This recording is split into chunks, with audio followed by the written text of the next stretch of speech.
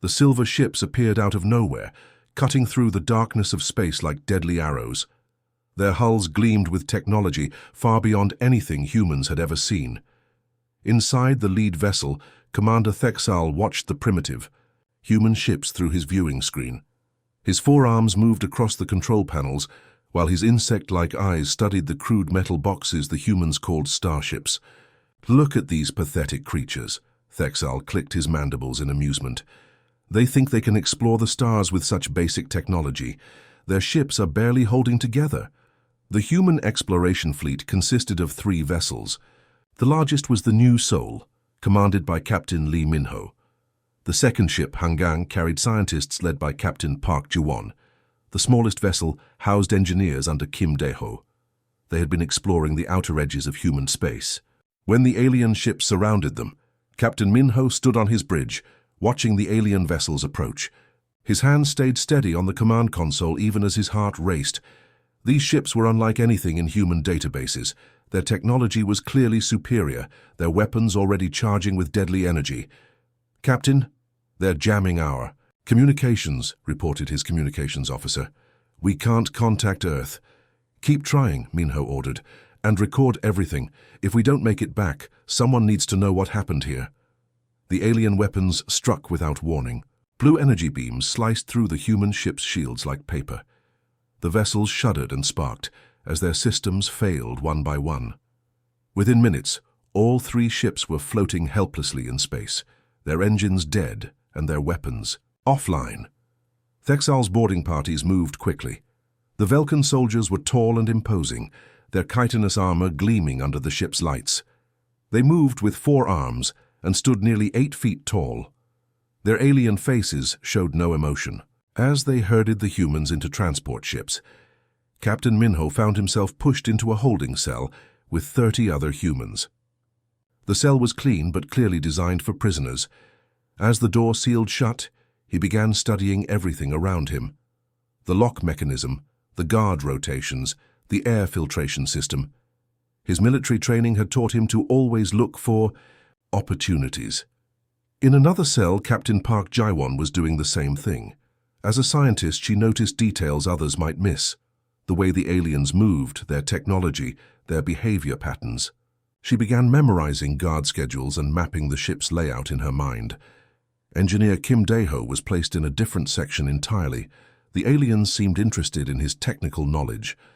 During his first interrogation, he noticed their computer systems and power sources. While pretending to be confused and frightened, he was actually learning how their technology worked. The Velkan prison ship was massive, housing hundreds of alien crew members. The humans were kept in the lower levels, far from any critical systems. Or so the aliens thought.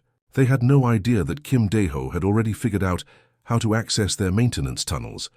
Commander Thexal visited the human prisoners on their 3rd day of captivity. He walked slowly past their cells, studying them like animals in a zoo. The humans sat quietly, some looking scared, others appearing defeated. This pleased him greatly. "You are now property of the Velkan Empire," he announced through a translation device. "Your primitive species will serve us well. Those who cooperate will live. Those who resist will suffer." Captain Minho stood up slowly, his hands visible and non-threatening. "We're explorers, not soldiers. We mean no harm to your people." Thexal's mandibles clicked in what might have been laughter. "Harm? You couldn't harm us if you tried. Your technology is thousands of years behind ours. Your weapons are toys. Your ships are scrap metal." "Then why capture us at all?" Minho asked calmly. "Because even primitive slaves have their uses. You will work in our mines and factories. You will build what we command. And you will be grateful for the privilege of serving a superior species." The alien commander left the prisoners to think about their fate. But the humans weren't thinking about slavery or defeat. They were thinking about escape, about getting word back to Earth, about making the aliens pay for their mistake. Over the following days, the 3 human captains began to coordinate without speaking. A glance here, a gesture there, small movements. That looked random but carried meaning. Captain Minho used his military experience to identify weaknesses in the alien security. Captain Park studied their captors' psychology and behavior. Engineer Kim learned their technology from the inside out. The Velkans made their first critical error by underestimating human intelligence. They saw compliance and assumed weakness. They saw primitive technology and assumed primitive minds. They saw defeated prisoners and assumed broken spirits. They had no idea that humans had survived ice ages, world wars, and countless disasters by doing one thing better than any other species: adapting, learning, overcoming impossible odds through sheer determination and creative thinking. The aliens thought they had captured helpless prey. Instead, they had caught something far more dangerous: humans with nothing left to lose and everything to fight for. The real battle was just beginning. 3 weeks had passed since the exploration fleet disappeared. Admiral Choi Seung-hyun stood in the command center of Earth's defense headquarters, staring at the star map, where 3 red dots marked the last known positions of the missing ships. The silence from the outer rim was deafening. "Still no word from any of the ships?" he asked his aide. "Nothing, sir. Complete radio silence. Search drones found debris fields, but no survivors." Admiral Choi made his decision. Within hours, he had authorization to launch the largest rescue mission in human history. The massive carrier Taekwondo would lead 12 warships into unknown space to find their missing people. Captain Yoon Hyerin commanded the destroyer Busan, one of the fastest ships in the fleet. She had served under Admiral Choi for 5 years and knew him well enough to see the worry behind his calm expression. As they prepared to jump to hyperspace, she checked her weapon systems one final time. "All ships report ready," came the voice of her communications officer. The jump to the outer rim took 18 hours. When they emerged from hyperspace, they found something that made everyone's blood run cold. Floating in space were the twisted remains of human ships, their hulls cut open like tin cans. But there were no bodies, no escape pods, nothing to suggest what had happened to the crews. "Captain, we're picking up energy signatures," reported Lieutenant Jang Woo-jin from the tactical station. "Unknown vessel approaching from the asteroid belt. The alien ship that emerged was unlike anything in human databases. It moved with impossible grace, its silver hull reflecting starlight like a mirror. As it approached, it broadcast a message in perfect English. Primitive humans, you have entered Velkan space. Submit to inspection or be destroyed." Captain Hyerin felt her jaw clench. Primitive, they have our people. Admiral Choi's voice came through the fleet communications. "All ships, record everything. I want full scans of their vessel, their weapons, their movement patterns. But do not fire unless fired upon." The alien ship stopped just outside weapons range. A new voice came through the communications, speaking with cold authority. "I am Commander Thexol of the Velkan Empire. Your exploration. Vessels have been processed according to Imperial law. The crews are now property of the Empire." "Property?" Admiral Choi's voice remained steady despite his anger. "We demand the immediate return of our people." "You demand nothing," Thexel replied. "Your species is clearly inferior. Your ships are primitive, your weapons laughable. You will surrender immediately or share the fate of your advanced scouts." Captain Hyerin watched her tactical displays as the alien ship powered up its weapons. The energy readings were off the charts, far beyond anything human technology could produce. But she also noticed something else: the way the ship moved, its weapon placement, its shield configuration. Everything had patterns, weaknesses that could be exploited. "Admiral," she transmitted on a secure channel, "their weapons are powerful, but they have blind spots. Their ship design prioritizes forward firepower, but sacrifices maneuverability." "Noted, Captain. Continue observations." The standoff continued for 2 hours. More alien ships arrived, surrounding the human fleet. The aliens clearly expected immediate surrender. But the humans refused to back down. Every moment they stayed, they learned more about their enemy. Lieutenant Jang Woo-jin worked frantically at his station, recording everything: weapon signatures, shield frequencies, engine emissions, communication protocols. His computer systems were analyzing patterns faster than any human could process. "Captain, I'm detecting a specific frequency in their shield harmonics.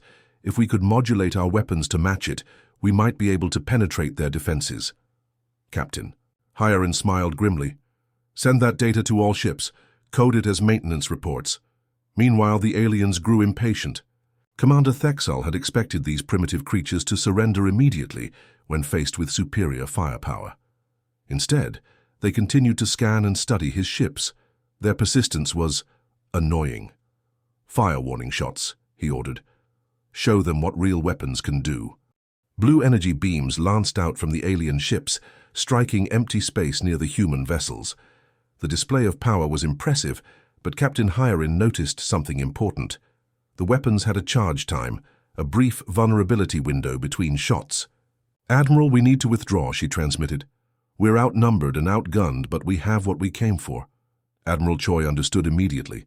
They hadn't come here to fight today. They had come to learn, to understand their enemy, to gather the intelligence that would save their people and protect Earth. "All ships, prepare for emergency jump. Transmit all data to Earth Defense Command immediately." As the human fleet powered up their hyperspace engines, Commander Thexal realized his mistake. These humans hadn't come to surrender. They had come to study the Velkans, to learn their weaknesses, to prepare for something bigger. "Stop them," he ordered. But it was too late. The human ships vanished into hyperspace, carrying with them detailed scans of Velkan technology, weapon systems, and tactical patterns. What the aliens didn't know was that this information was already being transmitted across human space, reaching every military base, every defense station, every ship in the fleet. Back on Earth, scientists and engineers were already analyzing the data. They were learning how Velkan shields worked, how their weapons charged, how their ships moved. Most importantly, they were learning that these aliens, for all their superior technology, thought in predictable patterns. The Velkans had made their second critical error. They had given humans exactly what they needed most: information. And humans were very good at turning information into advantages. General Vexmore studied the tactical display, showing 3 human colonies floating in space like ripe fruit waiting to be picked. New Gyeongju, Incheon Station, and Jeju Outpost were small settlements on the edge of human territory, perfect targets to demonstrate Velkan power. "These colonies will fall within hours," he told his fleet commanders. "The humans will see our strength and surrender their entire species to avoid further destruction." 3 massive Velkan battle fleets moved toward their targets. Each fleet carried enough firepower to destroy a small moon. The aliens expected no real resistance from the primitive human settlements. They were about to learn their first hard lesson about humanity. Colonel Han Ji-soo stood in the command center of New Gyeongju, watching the enemy ships approach on her sensors. The colony was primarily a mining operation, with only 200 civilians and 50 security personnel. Against 300 alien warships, they should have been helpless. But Colonel Han had been busy since receiving Admiral Choi's intelligence reports. She knew exactly what the aliens could do and, more importantly, what they couldn't do. "All mining crews, initiate Emergency Protocol 7, she ordered calmly. Across the colony, massive excavation charges designed for asteroid mining were being repositioned. Construction mechs used for building tunnels were being fitted with improvised weapons. The colony's transport ships were being loaded with explosives and programmed for remote operation. When the Velkan fleet arrived, they found what appeared to be a defenseless mining colony. General Vexmore's first wave of fighters swept in confidently, expecting easy targets and quick surrender. Instead, they flew into a carefully prepared trap. The mining charges had been placed throughout the asteroid field surrounding the colony. As the alien fighters passed through, Colonel Han triggered the explosives. Massive rocks became deadly projectiles, smashing into the surprised alien craft. The asteroids themselves became weapons, their debris creating a maze that the alien ships couldn't navigate. "Impossible," General Vexmore muttered as he watched a third of his fighters disappear in the explosions. "These are mining tools, not weapons." But humans had always been good at turning tools into weapons when their survival was at stake. At Incheon Station, Commander Oh Minji faced a different challenge. Her space station was rotating slowly, creating artificial gravity for its inhabitants. The attacking Velkan ships expected to dock and board easily, overwhelming the small human crew through superior numbers. Commander Oh had other plans. "Increase rotation speed to maximum," she ordered. "All defensive teams to positions." As the station spun faster, the artificial gravity increased dramatically.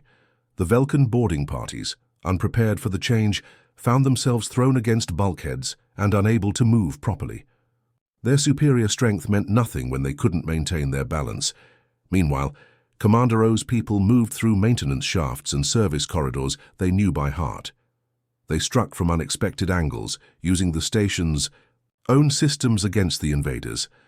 Artificial gravity was turned on and off in different sections, creating confusion among the alien troops. The battle for Incheon Station became a deadly game of hide-and-seek, with humans using their knowledge of the station to outmaneuver their stronger but disoriented enemies. But it was the defense of Jeju Outpost that would become legendary throughout human space. Captain Nam Sungmin commanded only 30 soldiers defending a research station on a volcanic planet. When the Velkan fleet arrived, they found a seemingly helpless outpost with nowhere to run and no way to fight back. The aliens had not bothered to study the planet's unique geography. Captain Nam had spent weeks preparing the volcanic terrain. For defense, he used the planet's active lava flows to create natural barriers, channeling the molten rock to block landing zones and create choke points in the rocky canyons. When the Velkan ground forces landed, they found themselves fighting. Not just humans, but the planet itself. "The ground is moving," reported one confused Velkan commander, as lava flows cut off his retreat route. "The humans are using the volcano against us," came another report. Captain Nam's small force held defensive positions in caves and tunnels carved from volcanic rock. They used the planet's unstable geology to their advantage, triggering small eruptions and rock slides that buried entire Velkan units. For 6 days, 30 humans held off 3,000 alien soldiers.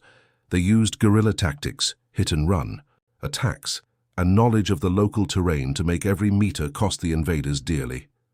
General Vexmore watched the battles unfold with growing disbelief. His forces were winning, but not in the way he had expected. Each human position had to be taken through bloody fighting. Every victory cost him ships, soldiers, and time. "These creatures fight like they have nothing to lose," observed one of his commanders.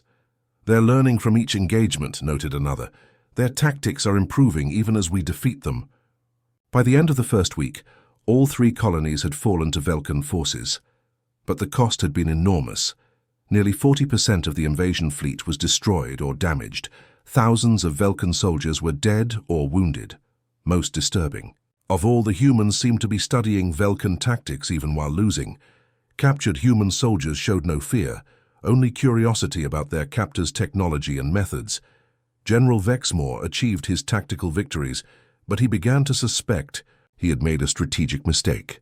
These humans were not the primitive, easily conquered species he had expected. They were something far more dangerous, an enemy that learned from defeat and grew stronger with each battle. The Velkans had won the opening engagements, but they had also revealed their own limitations to an enemy that specialized in turning weaknesses into advantages. Captain Lee Minho lay on his narrow prison bed, staring at the ceiling of his cell. 3 months had passed since his capture, and he had used every moment to study his captors. The Velkan prison ship followed the same routine every day. Guards changed shifts at exact times. Maintenance crews worked predictable schedules. Security systems ran on automated cycles. Tonight, all that observation would finally pay off.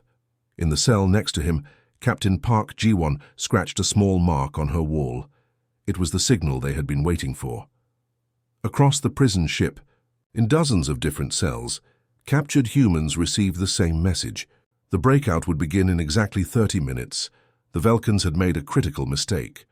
They assumed that keeping human prisoners separated would prevent coordination. They never realized that humans could communicate through tiny sounds, hand gestures, and even the rhythm of footsteps. Over the months, the prisoners had developed an entire language of signals. Engineer Kim Dae-ho was the key to everything.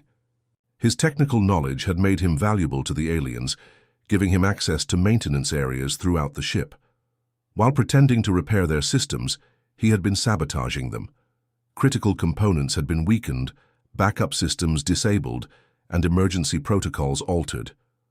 At exactly midnight ship time, Kim triggered the first phase. Power fluctuations swept through the prison sections, causing the cell locks to malfunction for exactly 12 seconds. It was just enough time. Captain Minho was ready.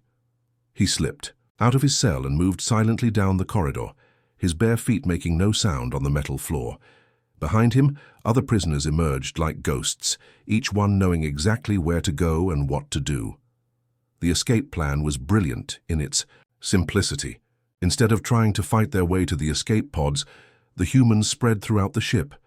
They disabled communication systems, sabotaged weapons, and planted explosive charges in critical areas. By the time the aliens realized what was happening, it was too late to stop them. Meanwhile, light years away, Admiral Choi Sung-hyun was leading the largest human fleet in history toward Vulcan space. The past 3 months had not been wasted. Earth's military had studied every piece of data from the first encounter, analyzing Vulcan technology and developing countermeasures. Captain Yoon Hyerin stood on the bridge of her new flagship, the Destroyer Soul. Her ship had been upgraded with experimental weapons designed specifically to fight Vulcans. The hull was reinforced, the shields recalibrated, and the engines tuned for maximum speed and maneuverability. "Admiral, we're receiving coded transmissions from the prison ships," reported Lieutenant Jang Woojin. "The breakouts have begun." "Admiral." Choi smiled grimly. The timing was perfect. As the human prisoners created chaos behind enemy lines, his fleet would strike from the front. The Vulcans would face a war on 2 fronts, something their rigid military doctrine had never prepared them for. The Battle of Sector 7 began at dawn. General Vexmore's fleet was still celebrating their colonial victories when human ships appeared on their sensors. The general ordered his forces into standard formation, expecting another easy victory against primitive human technology. He got the shock of his military career instead. Captain Hyerin's new tactics were unlike anything the Vulcans had seen. Instead of fighting in traditional battle lines, human ships moved in coordinated swarms. Dozens of small, fast vessels attacked from multiple directions simultaneously, overwhelming Vulcan targeting systems designed for conventional warfare. "They're everywhere," reported one confused Vulcan commander. "My weapons can't track them all." The humans had learned from their defeats. They knew that Vulcan ships were powerful, but slow to turn. They knew that alien weapons had charging cycles that created brief vulnerability windows. Most importantly, they knew that Vulcans thought in predictable patterns. Lieutenant Colonel Kwon Tae-hyung pioneered the ghost maneuver, using sensor shadows and debris fields to mask human ship movements. His squadron would appear on Vulcan, sensors, then vanish completely before striking from an unexpected angle. The aliens tried to adapt, but humans adapted faster. Every time the Vulcans changed their tactics, the humans had already moved on to something new. It was like fighting an enemy that could read their minds. Back on the prison ships, the escaped humans were creating maximum chaos. Captain Lee Min-ho had reached the ship's main computer core, where he began downloading critical intelligence about Vulcan fleet movements and battle plans. This information was immediately transmitted to Admiral Choi's fleet. Captain Park Ji-won led a team that sabotaged the ship's weapon systems. When the prison ship tried to join the battle, its main guns exploded instead of firing, crippling the vessel and forcing it to withdraw. Engineer Kim Dae-ho saved his best surprise for last. He had spent weeks weakening the structural supports around the ship's main reactor. When he triggered his final sabotage, the explosion didn't destroy the ship but left it floating helplessly in space, its engines dead and its systems failing. The battle turned into a rout. Vulcan ships that had seemed invincible just months earlier were being picked apart by swarms of human fighters. The aliens' superior technology meant nothing when they couldn't hit their targets or predict their enemies' movements. General Vexmore watched his fleet crumble around him. These humans weren't just fighting back. They were fighting with a creativity and determination that bordered on frightening. They turned every weakness into strength, every defeat into a lesson, every loss into motivation for revenge. As his flagship's shields failed and human marines prepared to board, General Vexmore finally understood the truth that would haunt his people for generations. They hadn't captured a primitive species. They had awakened something far more dangerous. Humans with nothing left to lose and everything to fight for. The massive Vulcan fleet emerged from hyperspace above Earth like a dark cloud blotting out the stars. General Vexmore stood on the bridge of his flagship, watching the blue planet rotate slowly below. This was supposed to be humanity's final surrender, the moment when the primitive species would kneel before Velkan superiority. Instead, he found himself facing the largest human fleet ever assembled. Admiral Choi Sung-hyun watched the alien ships take position from the command deck of his flagship, the carrier Taekwondo. Beside him stood Captain Park Ji-won, recently rescued from Velkan captivity and now serving as his strategic advisor. Her months of studying their captors had given her insights no other human possessed. "They're using Formation 7, she observed, studying the enemy deployment. "It's designed to intimidate through overwhelming firepower, but it leaves their flanks exposed." "Recommendations?" Admiral Choi asked quietly. "Hit them from the sides with everything we have. Their formation assumes we'll attack head-on like a traditional fleet. They're not prepared for our new tactics. The human fleet was unlike anything that had ever fought in Earth's defense. Ships from every nation, every colony, every settlement had answered the call. Military vessels fought alongside converted cargo haulers, mining ships, and even civilian craft armed with improvised weapons. It wasn't just a fleet, it was humanity's entire spacefaring civilization united against a common enemy, Captain Yoon. Hyrin commanded the destroyer Sol at the front of the attack formation. Her ship had been upgraded with the latest human technology, weapons designed from studying captured Velkan equipment. As she watched the enemy fleet position itself, she felt a cold satisfaction. The aliens were about to learn what humans did to those who threatened their home. "All ships commence Operation Homecoming," Admiral Choi ordered. The battle began with a coordinated strike that caught the Velkans completely off guard. Instead of attacking in the straight lines they expected, human ships came from every direction. At once, small fighters swarmed through the alien formation like angry insects, while larger vessels struck from the flanks and rear. General Vexmore watched in shock as his carefully planned formation collapsed within minutes. His ships were designed to fight enemies who followed the same military doctrine the Velkans had used for centuries. They had no answer for the chaotic, creative tactics the humans employed.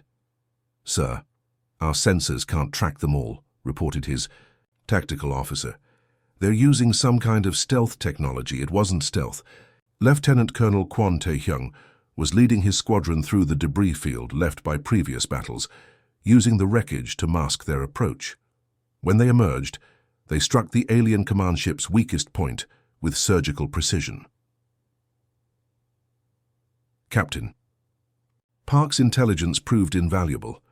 She had memorized the layout of Velkan ships during her captivity, knowledge that allowed human boarding parties to strike critical systems quickly and efficiently. While the aliens were still trying to understand what was happening, humans were already inside their ships, sabotaging engines and weapons from within. The tide of battle turned when Captain Lee Min-ho led a desperate assault on General Vexmore's flagship. His team of former prisoners knew the ship's layout better than its own crew. They moved through maintenance tunnels and service corridors, striking at the heart of Velkan command and control. Within 2 hours, the mighty Velkan fleet was in full retreat. Those ships that could still move fled toward the edge of the solar system, leaving behind dozens of crippled vessels and thousands of prisoners. General Vexmore found himself in the same holding cell where human prisoners had once been kept. The irony was not lost on Captain Lee Min-ho when he visited the defeated alien commander. The roles were completely reversed now, with a human guard standing outside a Velkan prisoner's cell. "You expect torture," Min-ho said quietly, studying the alien general through the transparent barrier. "You expect revenge for what you did to our people." General Vexmore remained silent, his insect-like eyes showing what might have been fear. "That's not who we are," Min-ho continued. "We fight when we have to, but we don't seek unnecessary suffering. You have a choice to make." The choice was simple but unprecedented in Velkan history. Admiral Choi's terms were broadcast to every Velkan world: immediate withdrawal from human space, release of all prisoners, and a formal peace treaty. The alternative was total war against an enemy that had proven far more dangerous than anyone had imagined. The Velkan response came within days. Their High Council, faced with reports of their fleet's devastating defeat, chose survival over pride. The peace treaty was signed aboard Admiral Choi's flagship, with General Vexmore himself as the Velkan representative. As the defeated general prepared to return to his people, Captain Park approached him one final time. "Your biggest mistake wasn't underestimating our technology," she said. "It was underestimating our determination to protect each other. Humans fight hardest when we're fighting for something we love." The treaty signing was broadcast throughout the galaxy, carrying with it a message that would change how alien civilizations viewed humanity. The species that had seemed primitive and helpless had not only defended themselves, but shown mercy to their defeated enemies. Within months, the phrase became legendary among spacefaring races. "Don't mess with humans." It served as both warning and promise. A warning that humanity would fight with incredible determination when threatened.